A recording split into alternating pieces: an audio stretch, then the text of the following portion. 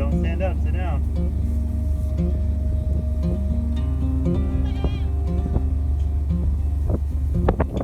Hello everyone, for those of you that don't know me, my name is Nathan Marker.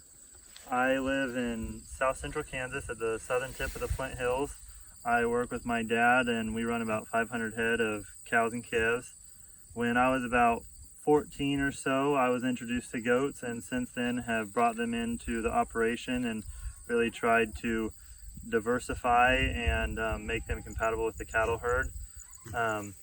We are at about 350 head of goats right now and really using them to impact invasive species.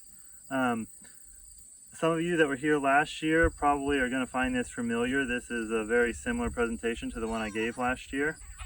I'm not able to be there this year, so hopefully this presentation, while it includes some of the same material, hopefully we're going to make it really informative, a little bit interactive, and you'll get to see a little bit more of how we do things here and maybe just be able to take one or two things home that you didn't know before. So before we really get into the kind of the presentation and the meat of the presentation, I have two things that I kind of need to preface it with. One is this presentation, we titled it Producing Range Ready Goats, and anytime you talk about management of really anything, whether it be a business or animals or anything, the management really depends on your goals and what you're trying to achieve. And so this presentation is really talking about self-sustaining, range-ready animals, and that's not for everybody. And so some people, it's on smaller acres and it's more hands-on, and that's the way they want it, and there's nothing wrong with that. But this presentation is really going to be focused on producing animals that can really take care of themselves and really thrive out in the range. And so even if that's not really your style, hopefully there are a few little things that maybe you can glean or pick up or something like that. But really you need to evaluate your goals and then go from there. The second thing, and really the most important thing, is before we start, we really, on our cattle and our goats, all of our management styles really stem from one thing, and that's stewardship. We believe that the Lord placed us here to not only take care of the animals, but the land. That's one of the reasons that we got into goats, is to be able to hopefully make this land more healthy and not have to use as much chemicals. And we use rotational grazing with our cattle. We really want to steward what the Lord has given us. And so throughout this presentation, hopefully that's kind of the underlying theme that you get, is we're really trying to do things the best that we know how. And anytime that we see something that we don't like, we hopefully are trying to make it better. But that's really, through the goats and the cattle, that's really one of the underlying themes of to why we do things the way we do. So then moving on from there, before we can really get started into how to produce range-ready goats, we have to kind of define what range-ready goats are. And so this definition is really just my personal definition. And what range-ready goats mean to me is it means having goats that can thrive, that know how to forage, that stay out on natural forage, that they breed, they kid, they raise kids, they impact invasive species, and do all that with minimal human input and do it on a natural forage basis. And so that's really my definition. And we're probably not going to put up on your screen, we're probably not going to put up a whole lot of these slides, because hopefully you have your handout in front of you that you can see and that you can take notes. So from here on, I'm going to try to kind of highlight a little bit of what these range-ready goats are to me and how I produce them and what I want out of them. And that should be in your handout. But we're going to try to get you guys to see some different footage of some of the different things that I'm talking about and some of the real impact that these goats have made in the last years that they've been here. So we're just going to move forward with that. So when we're talking about producing goats that can thrive on the range, first we have to get the goats here. And so anybody that's really getting into the goat business, there are some really important things that you need to consider. And one of those things is acclimation, and it's something that a lot of people miss. Most of the time, and I don't blame them, but most of the time when people are getting into the goat business, they really want that quick return. And so a lot of times they're looking for older nannies, mature nannies that are either bred or ready to breed. And like I said, theoretically that makes sense.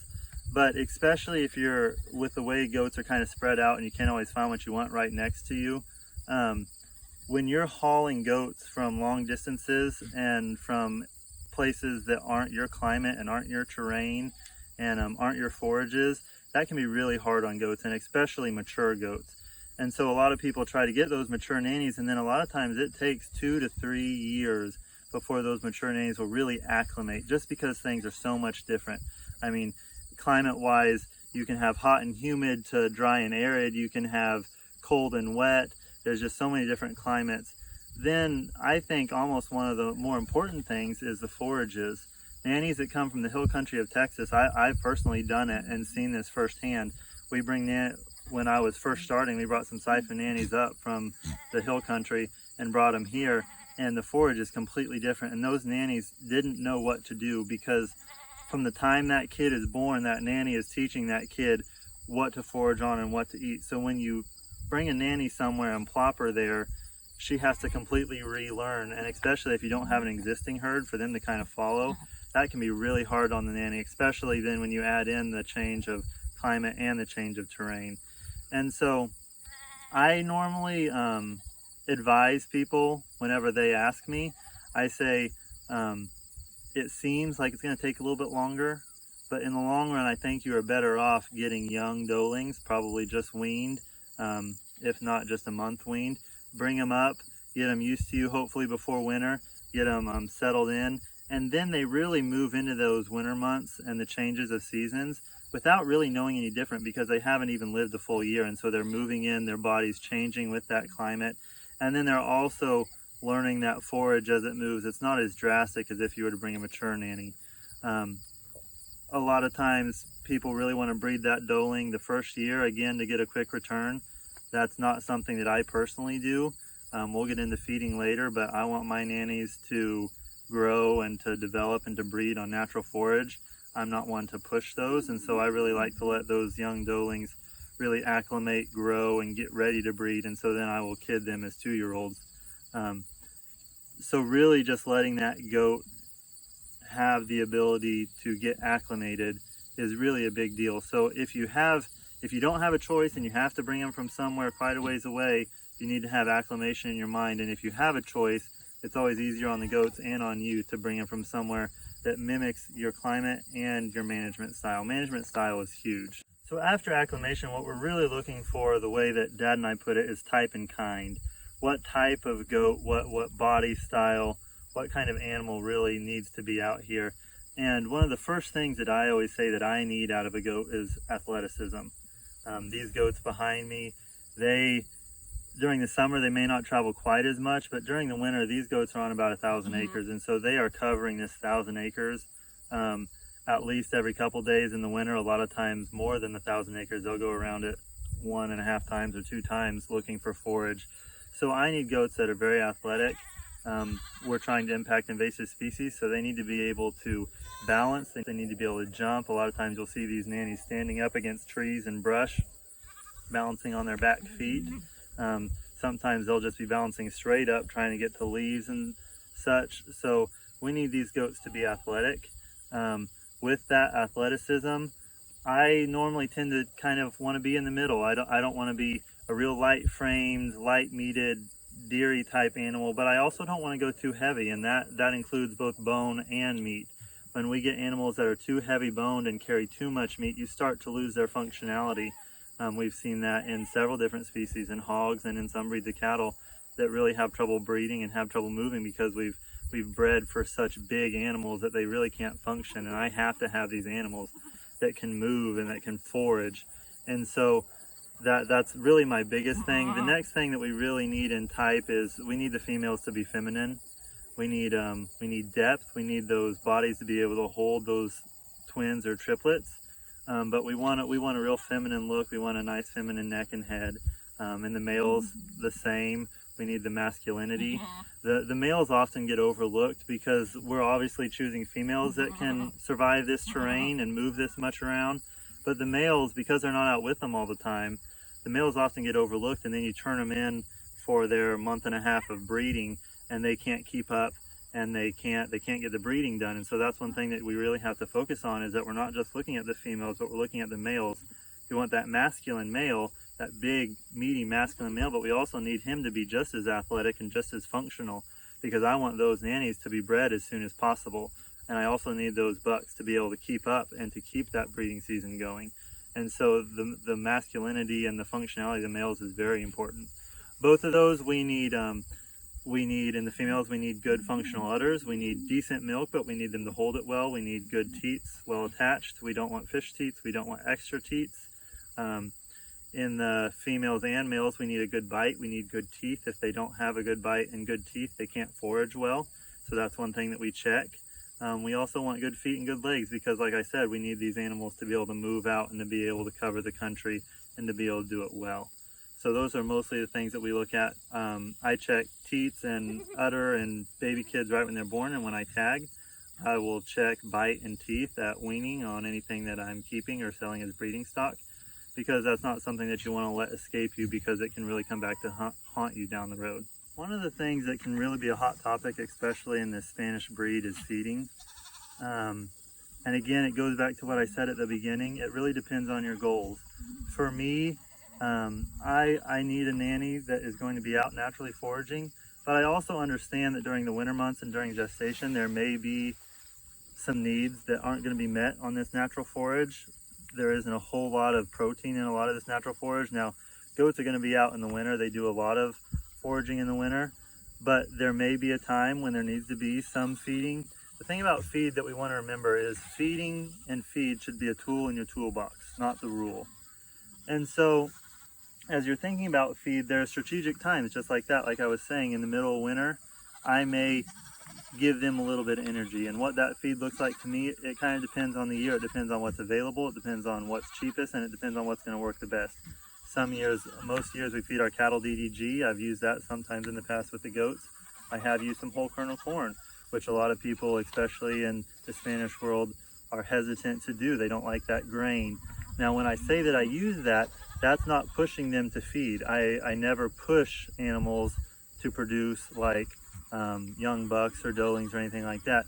All that I'm doing with that feed is just barely giving that animal just a little bit of help with the energy during those winter months to go ahead, because I have to be profitable and we have to go ahead and raise that kid crop. I want to make sure that those nannies are doing well while making them get most of their requirements from their natural foraging. You also have to be really careful about feed, because sometimes when you're feeding, there can be a lot of issues when it comes to feeding, especially overfeeding. You want good clean feed. Overfeeding can cause dystocia, and it can cause movement problems, and depending on how much you feed and when, you have to worry about gut problems. The thing that we really want to pay attention to when we're utilizing feed is we want to not let it interfere with that natural foraging. We want it to mimic natural foraging. We want to still let these nannies are never somewhere waiting for me. If I am feeding them a little bit, they are always out moving, and I have to go find them, which sometimes isn't easy. I've got to go find them and give it to them. They're not waiting for me. I'm not inhibiting their natural ability to forage. And then the last thing is really supplementing versus substitution. And what I do is supplementing. I'm giving just a little bit to help supplement that diet. Substitution is a whole different thing, and that's what happens a lot of times when you're feeding hay and the grain. And some people have to do that, because I'm very blessed with the amount of acres that I have in the ability to let these nannies naturally forage. If people are in a drought or they don't have that natural forage, they may have to substitute, and that includes probably using some hay, maybe some silage or something like that with some grain, to kind of have those nannies not take as much off the ground. And we're trying to keep them in good health, but substitute something else instead of this natural forage. When we're talking about foraging and a goat's ability to forage, it's important to really keep in mind how goats were made. When we see goats foraging, often they're foraging at knee level. That's really how they're made. Most of what they forage on, brush and such, is at knee level. And that's really important to remember, because we want goats that are able to forage, but when you start pushing them down, that's when you start having issues. And that's kind of what I say, know the difference between forage and grazing. There are foraging animals and there are grazing animals. Cattle are a grazing animal, and that's why you don't see quite the worm problem in cattle that you see in goats, is because cattle are made to graze down low. But when you start forcing goats to graze down low where that worm population is, we're going to start having issues. So allowing those animals the ability to do what God created them to do and to forage that way is really what we're trying to do here. We're trying to impact those invasive species in a way that's very natural to them. And that's not just a summer thing, as I've kind of said. That's a winter thing. We see extreme foraging in the winter. They're always on the move looking. You see them going back and eating that year's fresh growth on a lot of the woody stems, because that fresh growth has a lot of carbohydrates and sugars. We see them moving around eating red cedar and looking for seeds and berries and that kind of stuff. But then in that winter months, you will see them start to drop a little bit, because that's where a lot of those natural cool season vegetation is down low. So we want to be careful when that kind of situation starts happening. As we're talking about producing range-ready goats, one of the big things that is really controversial is shelter. Out here, I want my goats to be able to find their own shelter. Some people don't have that luxury of having draws and trees and natural shelters, and so they have to do man-made shelters. I expect my girls to be able to go and find places to get out of the weather and to be able to find places to kid that's good. Now, if you don't have that and you have to build shelters, that's something that you really want to be careful about, because there are a lot of risks with man-made shelters. Goats are really notorious for piling and killing each other. They don't get out of the way. They'll pile on each other, especially on kids if you're kidding. There's also a lot of health risks that come with barns. The feces and bedding and such is really a good place for a lot of bacteria and harmful organisms to really grow and repopulate. And so if you're gonna have man-made shelter, you really need to know the risks and kind of how you need to handle that to keep it clean and keep it healthy. Along with the shelters, and we need nannies that can find places to kid. When we're kidding, we want nannies that do it all by themselves. When I first started, I pampered them way too much, more than they needed, and you can actually start to inhibit that natural instinct. We want nannies that know what's going on. They go find a place, a secluded place, they have their kids, they clean them up, they get them sucking, they keep them there, they keep track of them, and they raise them. Now, when I first started, I'd see a nanny that had laid her kids down and she goes off grazing, and it's very tempting to take those kids back to her. But the more that you do that, the more you start to inhibit that instinct. You can actually lose a lot of that instinct by being too involved. And I've learned, mostly because I've had to, as our numbers have grown and I just couldn't keep up, I need to back off. I need to let those nannies do their thing. And if they can't, then I shouldn't keep her. If she can't keep track of those kids, if she can't raise them, then I need to get rid of her and send her down the road. Because it does nobody any good for me to be running around trying to get kids with nannies because the nanny won't take care of it. Either ship them or let them do their deal. So in kidding, we do bring our nannies into, they're still on native pasture. We're just going to bring them into a little smaller area, because out in this big area, it's almost impossible to keep coyotes at bay. It runs our dogs ragged, and there's really just no chance, because we drop kids so fast, they just get way too spread out. So we do bring them into a little smaller area, but we're still expecting the exact same thing out of our nannies during kidding. One thing that I think that most any management style would agree on is a mineral program. And a good mineral program is a must. Even out in big country like this, even in small, more confined areas, animals have to have access to a good mineral. There, with fences and where we're confining them, even in big spaces, used to animals could kind of find some mineral-rich areas to try to meet their needs. Nowadays, that's really hard for them to do. So a good mineral program is a must. You can have a whole host of problems if you're mineral deficient anywhere. So you can see problems with breeding, with kidding, with hair coats, with just overall health. And so getting in touch with a vet or a nutritionalist or something like that that can get you a good mineral program is really imperative if you're going to be successful in raising goats. When we're selecting, for me, there are two types of selection. And the first one is culling, which to me is getting rid of the bottom. And that's a really effective way and really an imperative if you're going to be raising any type of livestock. We need to constantly be getting rid of those inferior animals, because keeping them just perpetuates those problems throughout your herd. So we always want to be getting rid of those animals. We cull for bad udders, we cull for bad mothering, we cull for bad structures, especially if we ever have anything with the mouth or teeth issue. We definitely want to get rid of those. The other part of really bettering your herd for me is selecting for something better. And that's a little bit different for me, because for culling, I really feel like that is trying to pull your bottom end up, making it a little bit better. But selecting for better is really reaching for something a little bit higher. And there, if you talk to academics, there's really, they talk about this in humans too, especially like for running and for athletics and stuff. There is a theoretical ceiling, but that's something that I grasp for, because I'm constantly trying to take my best animals and do some breeding to make them even better. And so those are really the two things that I focus on. And for me, there is a little bit of a difference there, because we're trying to get rid of the worst and we're trying to make better the top. And so that's something that once our numbers were established, we were really able to start focusing on really bettering the herd in those two ways.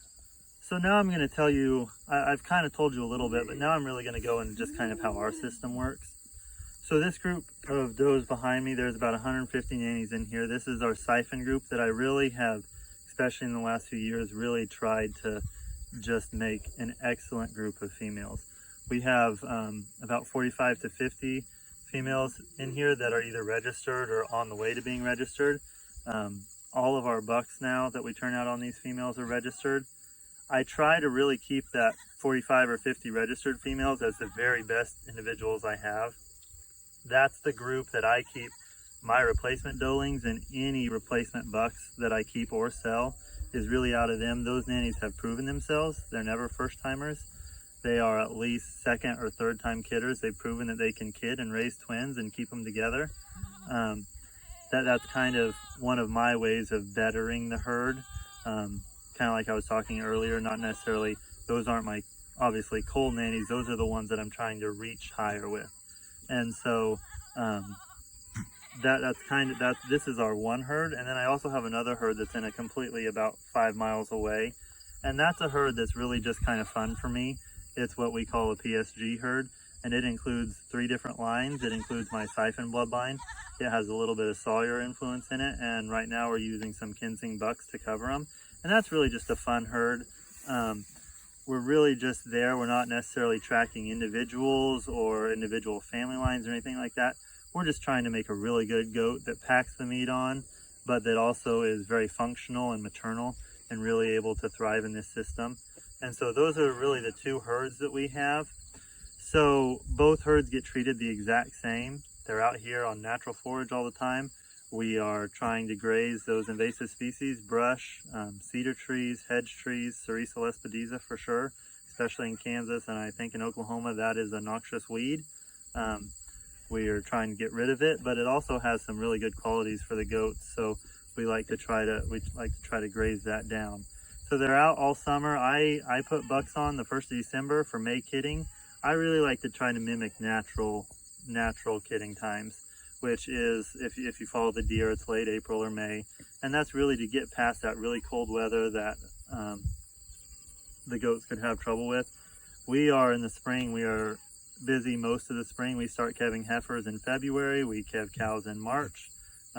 We start working calves. We're gonna start kidding in May. We want that to be a time where I don't have to be overly involved in keeping kids alive. Now I am relatively involved because I like to keep pretty good records. I tag everything and band all the kids that I'm not going to keep for replacement bucks. I do that all within the first 24 to 48 hours. So I am going through there quite a bit because those records are important to me. And that's on both groups, because I like to make sure that we have nannies that are actually producing and not let anything skip by me. So we use a mineral in our program that is good for cows and for goats. Like I said, we don't really do hay, and that's true with cows and goats. We don't do hay hardly at all, except when we're calving our first calf heifers, and then when we're weaning our goats and weaning some heifers. But for the most part, the goats don't get hay.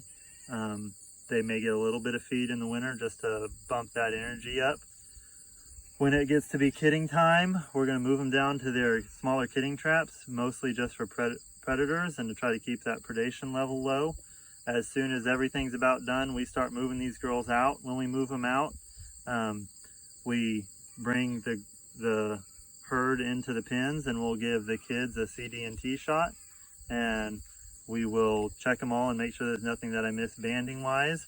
The nannies, during that time, that is the only time that they will get wormed all year round, is right after they kid, and that's because we do put them in a little bit smaller pasture, so we're a little bit more crowded than we really like to be, but because of the predators we do it, so that's the only time that they get wormed.